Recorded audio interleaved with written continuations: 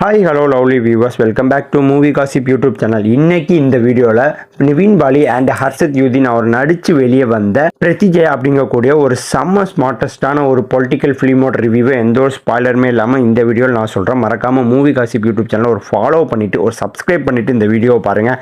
First இந்த படத்தில் நினச்சக்கூடிய பெரிய காஸ்ட்லாம் யாருமே எனக்கு பெருசாக படத்தில் பார்க்கும்போது தெரில. எல்லாமே மலையாளம் ஆக்டர்ஸாக இருந்ததுனால நமக்கு ஒன்றும் தெரில. எனக்கு பரிச்சயப்பட்ட முகம் அப்படின்னு பார்த்தீங்கன்னா நம்ம நிவின் பாலி அண்டு வில்லன் ஹர்ஷத் யூதின் அப்படின்னா அந்த படைக்கலம் படத்தில் ப்ரொஃபஸராக வருவார் தெரியுமா, அவர் தான். அண்ட் படத்தோட டேரக்டர் உன்னிகிருஷ்ணன் அவர்கள்.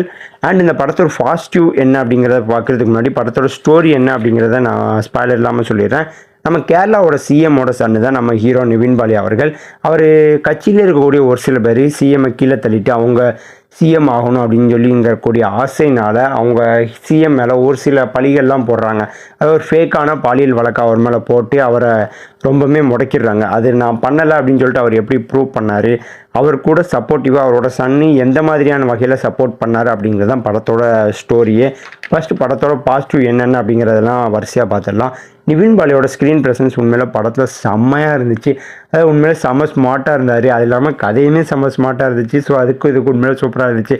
அவரை நம்ம அந்த சர்வம் மாயா படத்தில் ஒரு ஜாலியாக என்டர்டெயின்மெண்ட்டாக பார்த்துட்டு இந்த இடத்துல ஒரு ஸ்மார்ட்டஸ்டான ஒரு ஹீரோவாக, ஒரு உண்மையில ஒரு ப்ரில்லியண்ட்டான ஆக்ஷன்ஸ் மட்டுமே பண்ணக்கூடிய ஹீரோவாக பார்க்கும்போது உண்மையிலே செம்ம அப்படி டிரான்ஸ்ஃபார்மிங்காக இருந்துச்சு. உண்மையிலே சூப்பராக இருந்துச்சு அதை பார்க்கும்போது. அண்ட் ஸ்டோரி உண்மையில வேறு லெவலில் இருக்கும். அது ஒவ்வொரு இடத்துலையுமே டீட்டெயிலிங்காக இருக்கட்டும் எல்லாமே செம்மையாக எடுத்திருப்பாங்க. அது பார்க்குறதுக்கு கொஞ்சம் எங்கேஜிங்காகவுமே கொண்டு போச்சு. அண்ட் படத்தோட பீக் ஆஃப் எலிமெண்ட் அப்படின்னு சொன்னோம்னா நான் இன்டர்மிஷன் சொல்லுவேன். இன்டர்மிஷனில் ஒரு சீன் வரும் பாருங்க, உண்மையிலே ஹெவியாக இருந்துச்சு. உண்மையிலே சொல்கிறேன், அந்த இடத்துல ஒரு அடிரத்தில் பிஜே புட்டுறதா வச்சுக்க, அந்த சீன்லாம் செம்ம தெறிக்க விட்ருக்கேன். அந்த மாதிரியான ஒரு சீனு. அண்ட் படத்தில் இந்த ஃபைட்டு ஆக்ஷன் அப்படிங்கிறதெல்லாம் பெருசாக கம்மி பண்ணிட்டு ஒன்லி ஸ்மார்ட் மூவ் வச்சுமே கொண்டு போயிருப்பாங்க. வில்லன் கொஞ்சம் அடிதடி அந்த மாதிரி விஷயங்கள் தானே ஒரு பொலிட்டிக்கல் ஃபிலிமில் பண்ணுவாங்க. தமிழில் இப்போ சர்க்கார் படம்லாம் பார்த்துருப்பீங்க.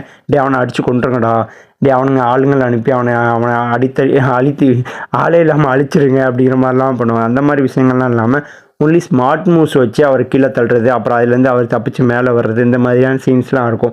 அப்புறம் இன்னொரு ப்ளஸ்ஸாக நம்ம பார்க்குறது படம் கிட்டத்தட்ட 2 மணி நேரம் 42 நிமிஷம். பட் படத்தில் அன்வான்ட் சீன் அப்படின்னு சொல்லி பெருசாக நான் எதுவுமே பார்க்கவே இல்லை. அது உண்மையிலே ஒரு நல்ல விஷயம்தான். அண்ட் படத்தோட பிஜிஎம் ஸ்கோரு ஒரு சில இடங்கள்லாம் சூப்பராகவே இருந்துச்சு. அண்ட் ஒரு சில அந்த சாங்கோட, அதாவது ரிலீக்கோட வரக்கூடிய அந்த பிஜிஎம் ஸ்கோர்லாம் கொஞ்சம் மட்டமாக இருந்துச்சு. பிகாஸ் அது டப்பிங் மூவி அப்படிங்கிறனால தான் அப்படி இருக்கும். அண்ட் படத்தோட ஸ்க்ரீன் ப்ளே உண்மையில் ஃபஸ்ட் ஹாஃபில் சூப்பராக இருந்துச்சு. செகண்ட் ஹாஃபில் கொஞ்சம் சரியில்லை. அது என்னங்கிறது நெகட்டிவில் பார்ப்போம். இப்போ படத்தோட நெகட்டிவ்ஸ் என்னென்ன அப்படின்னு பார்த்தோம்னா படத்தோட டூரேஷன் உண்மையில் ரொம்பவுமே லாங்கு. அதாவது அன்வான்ட் ஸ்டோரிஸ்லாம் இருந்திருக்கும். அதாவது தேவையில்லாமல் அந்த இடத்துக்கு போயிட்டு அப்புறம் திருப்பி அங்கேருந்து மெயின் ஸ்டோரிக்கு வராங்க, அப்புறம் திடீர்னு இங்கேருந்து வேற எங்கேயோ போயிட்டு அப்புறம் அங்கேருந்து மெயின் ஸ்டோரிக்கு ஏன்டா வராங்க அப்படிங்கிற மாதிரியான ஒரு சில விஷயங்கள்லாம் இருந்துச்சு. அதெல்லாம் பார்க்கும்போது அதெல்லாம் கொஞ்சம் கம்மி பண்ணியிருக்கலாமோ, அதெல்லாம் கம்மி பண்ணியிருந்தோம்னா டூரேஷன் கொஞ்சம் கம்மியாக இருக்கும், இன்னமும் கொஞ்சம் லேக் இல்லாமல் போயிருக்கும். படத்தோட ஃபஸ்ட் ஹாஃப் எந்த அளவுக்கு சூப்பராக இருக்குமோ அந்த அளவுக்கு படத்தோட செகண்ட் ஹாஃப் கொஞ்சமே லேக் ஆகிச்சு. லேக் இருந்தாலும் ஒரு சில ட்விஸ்ட்டு அண்டு அன்பிரடிக்டபிள் சீன்ஸு, அப்புறம் நிவின் பாலி அவரோட ஸ்க்ரீன் ப்ரெசன்ஸ் இதெல்லாம் கொஞ்சம் படத்தை செகண்ட் ஹாஃப் ஹோல்ட் பண்ணி கொண்டு போனதுனாலையும் அது பெருசாக மைனஸ்மே நமக்கு தெரியல. இருந்தாலுமே கொஞ்சம் டூரேஷன் கம்மி பண்ணி தான் இன்னுமே சூப்பராக இருந்திருக்கும். அப்புறம் வில்லன் அண்ட் ஹீரோ அவங்களுக்கு ஒரு ஸ்ட்ராங்கஸ்டான ஒரு ஃபேஸ் ஆஃப் இல்லையோ அப்படிங்கிற மாதிரியான ஒரு ஃபீல் தான் இருந்துச்சு. அதாவது வில்லன் அவர் ஒரு ஐடியாலஜிலே அவர் அடிக்கிறாரு, ஹீரோ அந்த ஐடியாலஜிலே அவருக்கு கம்பேக் கொடுக்குறாரு. இப்படியே தான் இருக்குமோ தவிர ஒரு ஸ்ட்ராங்கஸ்டான இந்த தனி ஒருவன்லேயே அந்த மாதிரி ஒரு கான்செப்ட் தான். ஐடியாலஜிலே சண்டை போடுவாங்க. ஆனால் அவங்களுக்கான ஒரு ஃபேஸ் ஆஃப் வரும்போது உண்மையிலே அப்படி தெரிக்கும், ஸ்க்ரீன் ப்ரெசன்ஸ்லாம் தெரிக்கும். அந்த மாதிரியான ஒரு ஃபேஸ் ஆஃபான ஸ்க்ரீன் ப்ரெசன்ஸ் வச்சுருந்தா உண்மையிலே சூப்பராகவே இருந்திருக்கும். அண்ட் இந்த படம் தமிழ்லையுமே அவைலபிளாக இருக்குது, நம்ம ஹாட் ஸ்டாரில் இருக்குது. இந்த படத்துக்கு என்னோட ரேட்டிங் 50க்கு 8.5. அண்ட் உண்மையில சொல்லணும்னா இது நிவின் பாலி இப்போ ரீசெண்டாக அவருடைய படங்களோட லிஸ்ட்லாம் எடுத்து பார்த்திங்கன்னா உண்மையிலே பீக் ஆஃபாக தான் இருக்கும்.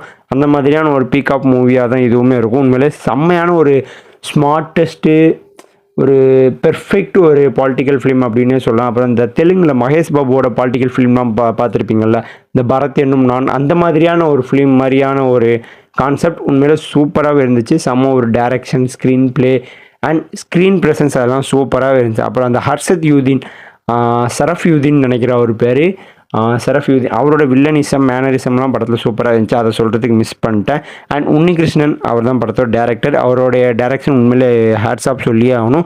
கண்டிப்பாக மிஸ் பண்ணாமல் பாருங்கள். இப்போ ஒரு பொலிட்டிக்கல் சீசன் போய்கிட்டு இருக்குல்ல தமிழ்நாட்டில், இந்த டைமில் இந்த மாதிரி ஒரு படம் பார்க்கும்போது நம்ம கொஞ்சம் ஃபன்னுங்கிற இல்லாமல் ஒரு விழிப்புணர்வாக இருக்கும், பார்க்குறதுக்கு கொஞ்சம் நமக்கு நல்லாயிருக்கும் அப்படின்னு கண்டிப்பாக நான் நினைக்கிறேன்.